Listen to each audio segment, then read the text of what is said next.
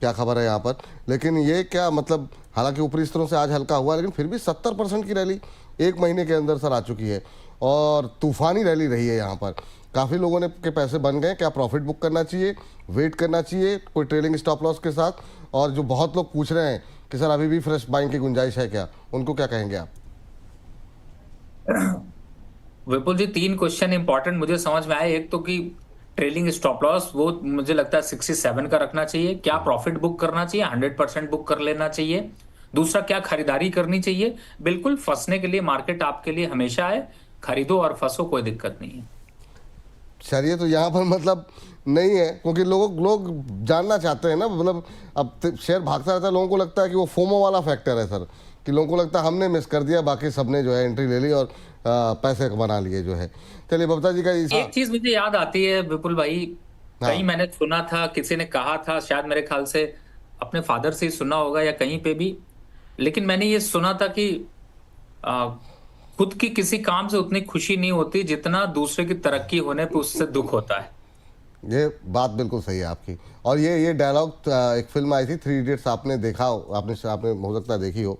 और उसमें मतलब आर माधवन का डायलॉग था, जब पता लगता है आमिर खान टॉप कर गए, कह रहे हैं अपने फेल होने का उतना दुख नहीं था, लेकिन उससे ज़्यादा दुख इस बात का था मेरा दोस्त टॉप कर गया। तो वो जो है दुख जो होता है ना वो तो स्टॉक मार्केट में एकदम सेम ऐसा ही होता है विपुल भाई। क्या होता है जब हम, जैसे क्या होता है, कुछ मैं देखता हूँ जो लोग चाय पे चर्चा करते हैं। अब आजकल चाय पे चर्चा तो नहीं होती, तो व्हाट्सएप पे चर्चा होती है। और उस पे वो खुद कह रहा होता है कि मैंने, पता है तुमको, ये आर पावर जो 20 रुपए का बाय किया था, इस समय 72 रुपए चल रहा है, जबरदस्त प्रॉफिट दे रहा होता है। पता चलता है वो 20 रुपए में बाय किया था और 5 रुपए में निकल भी गया था।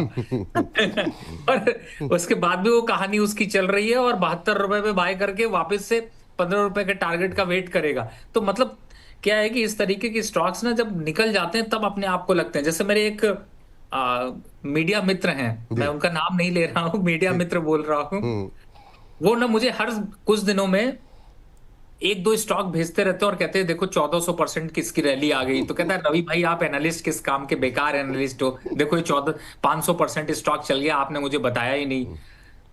तो मैं उनको कई बार अभी मैं उन समझ ही नहीं पाता ऐसे लोगों को जवाब क्या जवाब दूं। क्या लेकिन दिया एक जाए, चीज जरूर बिल्कुल। समझ में आता है कि मुझे एक केस समझ में आता है कि दिल्ली में जब यमुना पे बाढ़ आती है, तो मैं अपने मित्र को फोन करके एक बार पूछा कि यार बड़ी बाढ़ आ रही है, सुनना पानी भर गया रोड पे, क्या मुझे उधर से निकलना चाहिए? निकलना चाहिए। कहते हैं ये कौन चला रहा है न्यूज? तो मैंने कहा तुम्हारी न्यूज आ रही। तो कहता है वो 3 दिन पहले की थी।